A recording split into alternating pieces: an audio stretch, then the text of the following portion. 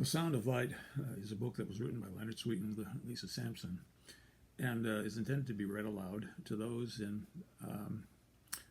three phases of life. Book one is about to be read aloud to those who are at life's end.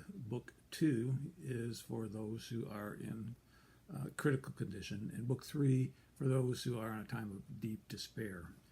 Now, we're in chapter 20 of book one, and still reading aloud words that are intended for those who are at the end of life. And the title of chapter 20 is Hide and Seek is Not God's Game.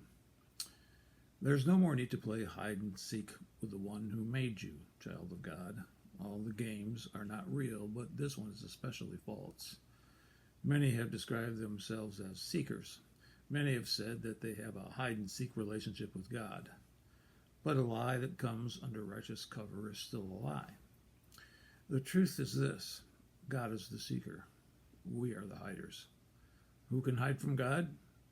Who can find God if God does not wish to be found? Besides, we've really been playing peekaboo with God all along. Like little children, we have covered our eyes and been mistaken about God's absence. But God abides with you, me, and all of us. God is the one who is everywhere, always.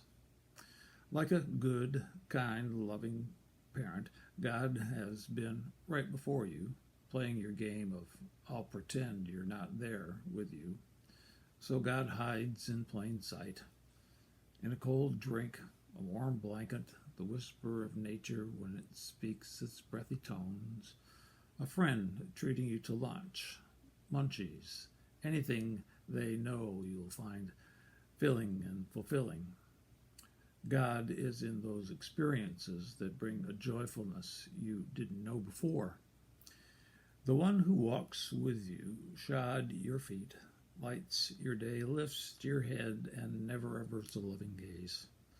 No matter how you are otherwise, how tightly you shut your eyes, or how firmly you plug your ears, God looks at you and speaks to you regardless.